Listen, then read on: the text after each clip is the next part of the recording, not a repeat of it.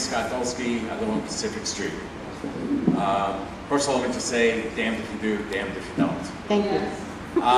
My question is very simply, I'd like to know what the dollar amount for the athletic program, the budgeted amount for the athletic program is, the budgeted amount for the music program, music and arts is, and the dollar amount reductions, what percentage is that off of the original budget?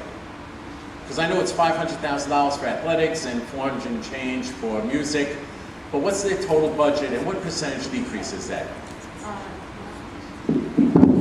It's actually, let me tell you how we philosophically approach that, because, and then tell you why it's really too difficult to give you exactly that number. But Well, I'll tell you exactly if you why. have if you have a $1 million budget for sports and a $2 million budget for music, and you're reducing it by $500,000 and you're reducing it by $400,000, what percentage is that to the total budget? Well, there's no philosophy. That's right.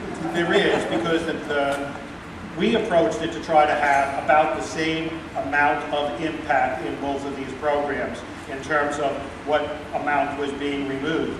The reason you can't really give a percentage for art and music in terms of that is because the art and music program, unlike the athletics program, includes a significant amount of teachers. So in fact, if you looked at the budget for the entire art and music program, based on the fact that there are a significant amount of teachers in there, the actual total budget for art and music would be significantly higher, and therefore, in fact, the $400,000 would look like a much lower percentage. So do you know the salary of the teachers in both areas? No, because athletics is largely a program that's driven by stipends for coaches, not classroom teachers making their full salary. Then let me ask you this then. What is the percentage to the total budget is the arts and music, and the percentage of the total budget for sports to the total? Is it 20% of the total, 10% of the total? I just don't know the number of that off the top of my head. Do you have Mr. the Cullen, budget? would you know off the top of your head? No? Just, the percentage, if we're talking about X number budget, what the percentage is, representation for each one of those? Are you using, can everyone hear me? No. Can you hear me now?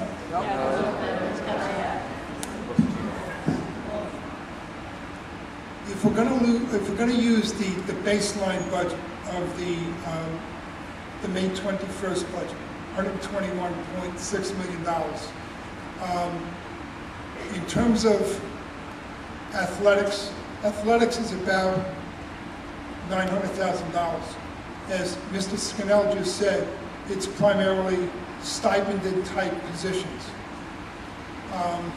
So $900,000 of a $121.6 million budget. It's in terms of percent, it's not large.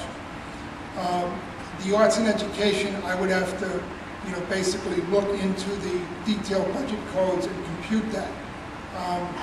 But it would probably be, and I'm kind of like guessing here, it would probably, the arts and ed probably would be less than, of course, the $800,000. So if you looked at both programs together, it's not a substantial portion of the budget based upon the $121.6 million budget. Okay. Well, let me just leave you with this thought. I love music, I love the theater, and I love what arts and theater and music does to the education of a child. It makes them a well-rounded child. On the other hand, I also love sports, all right? And sports does wonders for kids' esteem, and it builds them into being a team player, learns them how to deal with people as they get older. And my feeling is that if we go for the 3.14 and you dismantle the sports and athletics in the middle school, personally, I think you're making a big mistake. People think of sports as the jock, or the superstars and things like that. It's not about the superstars. It's not about, it's about being well-rounded in all areas of education. And to have the music and arts and theater, it's wonderful. All my kids were involved with that. My kids are also involved in sports. But to absolutely say no more in the middle school is going to have a long-term impact on our kids going forward. really think you need to relook at that and find a way to correct that. And that's Thank what I you have for to your comments.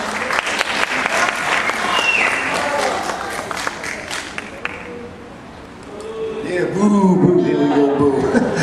Ruffalo's Church Let's Street? not do that, okay? That's all right, I enjoy that. Matter of fact, give me a couple I enjoy the boos. Means you're striking a nerve, that's what it means.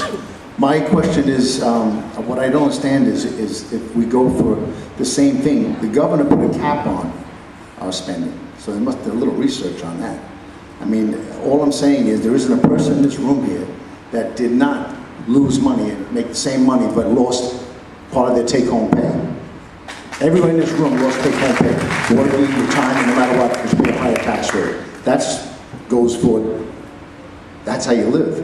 All I'm saying is, I negotiated a few contracts with the town of Hempstead, and I'll say this. Sometimes school boards go to special courses to learn how to pass school budgets. All I'm asking is the people here, don't be duped, because if you ask for 7, well then, if you get 4, at least you have a cut. And all I'm trying to say is, please understand something. Everybody in this room is taking less money home in their paycheck. And I think the governor set a standard who only makes $175,000 as the governor of New York State. 175, he governs the whole state for $175,000. I think this, I just heard that somebody got a job from Uniondale. Here I'm asking again, I think in November, can we promote from within? Isn't there somebody capable that we have employment already that could take that job than to hire somebody from Uniondale? Am I wrong? Well, I mean, we have talented people here. We're supposed to have talented, very good teachers and administrators here. Why do we keep going outside? Go within. I mean, what are we doing again? We're going to Uniondale. Not that I'm saying it's bad for Uniondale. Why don't we, and I was told that, I believe the February meeting, that they were going to lose positions in administration. So I believe I was told 2 positions, Mr. Cohen? Didn't you tell me that in February and March? We're going to lose 2 positions when Mr. Skinnell moves up? Thank you. Thank you, Mr. Rose. Next, please. My name is Jack McCoy. I live on Stanton Avenue, and I'm a Baldwin resident for over 20 years.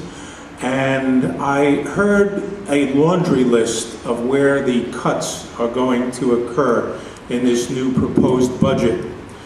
But even if the budget is approved, this is a scaled-down version. You're asking the people in this room to go with less. You're asking their children to do with less. You're asking everybody to do with less. And yet we have 15 non-teaching administrative positions in this school district that pay between $100,000 and $200,000 a year.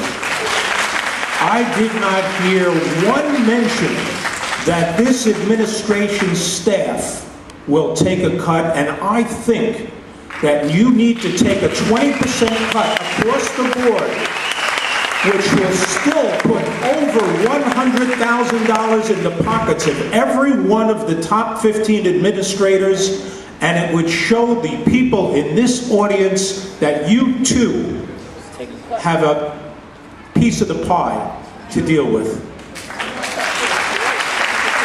And I want to further say that I'm very happy to see that 2 new people are coming on this school board, because until this school board is responsible to you people in the stands, nothing is going to change. And if the new people don't make the changes that you need for this school district to once again be a school district of excellence, then they need to be changed too. Every one of us is being asked to sacrifice, and yet the top 15 administration positions, non-teaching positions in this district aren't sacrificing 1 iota, and that's wrong.